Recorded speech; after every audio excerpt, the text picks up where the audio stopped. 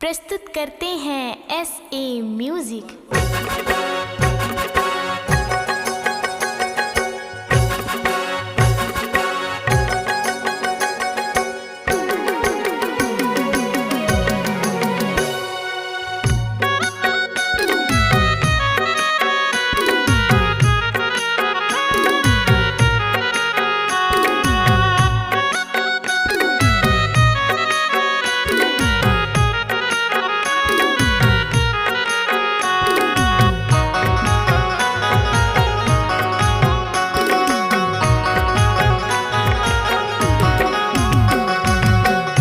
बजे रे नागरा बजे ना, ढोल बजे रे नागरा बजे ना, तोर भुवना मदाई ज्योत जले ना, तोर भुवना मदाई ज्योत जले ना। ढोल बजे रे नागरा बजे ना, ढोल बजे रे नागरा बजे ना, तोर भुवना मदाई ज्योत जले ना, तोर भुवना मदाई ज्योत जले ना। दुर्पाता दाई हे महामाई, दुर्पाता दाई हे महामाई, दर्शन बर आए हन तोर द्वार बार। ढोल बजे रे नागरा बजे ना, ढोल बजे रे नागरा बजे ना, तोर भुवना मदाई ज्योत जले ना। तोर भुवना मदाई ज्योत जले ना।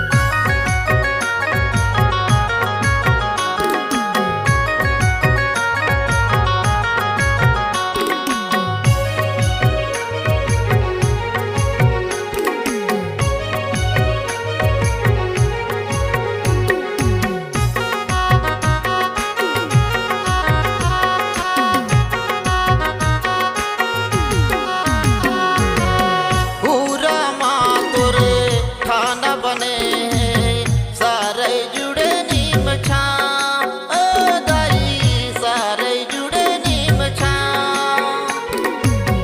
महिमा निराली ए मोर दाई, जगमा है तोर नाम, ओ दाई जगमा है तोर नाम।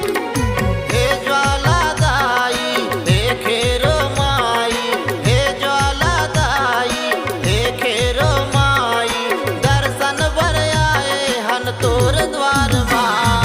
ढोल बजे रे नागरा बजे ना, ढोल बजे रे नागरा बजे ना, तोर भुवना मदाई ज्योत जले ना, तोर भुवना मदाई ज्योत जले ना।